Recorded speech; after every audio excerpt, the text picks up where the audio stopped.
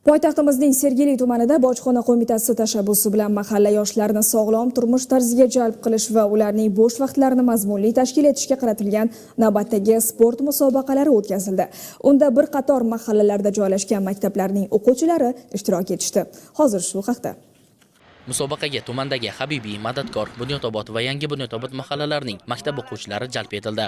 Unda o'g'il-qizlar sportning 60 metrga yugurish, uzoqlikka sakrash, estafeta hamda arm resling yo'nalishlari bo'yicha jismoniy tayyorgarligini sinovdan o'tkazishdi. Yakuniy natijalarga ko'ra 60 metrga yugurish bahslarida o'g'il bolalar o'rtasida 257-maktab, qizlar bahsida esa 287-maktab o'quvchilari, uzoqlikka sakrashda 55 hamda 284-maktab yoshlari raqiblariga imkon qoldirmadi. Estafeta yo'nalishida 322-maktab o'quvchilari jamoaviy hisobda g'olib bo'lishgan bo'lsa, o'g'il bolalar o'rtasida o'tkazilgan arm wrestling bahsida 55-maktab o'quvchisi barcha raqiblarini yengib, mutlaq g'olib deb topildi. Musobaqamizda Habibiy mahallasi 322-maktab o'quvchilari bilan yaxshi yutuqlarga, a'lo yutuqlarga erishdik. Hozir estafetali yugurishda birinchi o'rinni oldi jamoamiz. Arm wrestling bo'yicha 10-sinf o'quvchim ikkinchi o'rinni oldi. 60 metrdan o'g'il qizim birinchi o'rinni oldi. 4-sinflar ichida 60 metrga yugurishda birinchi o'rinni olib, yaxshi natijalarga erishdik. Biz bunaqa musobaqalar bo'lishidan juda ham xursandmiz. Tashkilotchilarga, bojxona xodimlariga kattakon rahmat.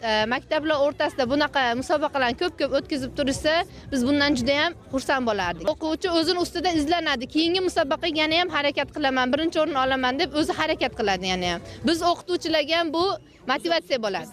Musobaqaning taqdirlash marosimida so'zga chiqqanlar bu kabi sport tadbirlari sog'lom avlod shakllanishi bilan bir qatorda mahalla va maktablar o'rtasidagi do'stona munosabatlar, hamkorlikni yanada mustahkamlashga xizmat qilishini alohida ta'kidlashdi. Qolaversa, mas'ullar kelgusida ham bunday musobaqalarni davom ettirish bo'yicha kelishib olishdi.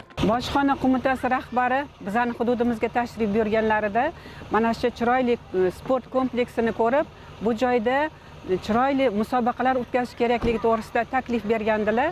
Shu taklif asosida bugun bojxona xodimlari tomonidan chiroyli sport musobaqalari tadbiri bo'lib o'tdi. Bunday tadbirlar mahallamizda tez bo'lib tursa, yoshlarni sportga nisbatan mehrlari ortadi, qiziqishlari ortadi.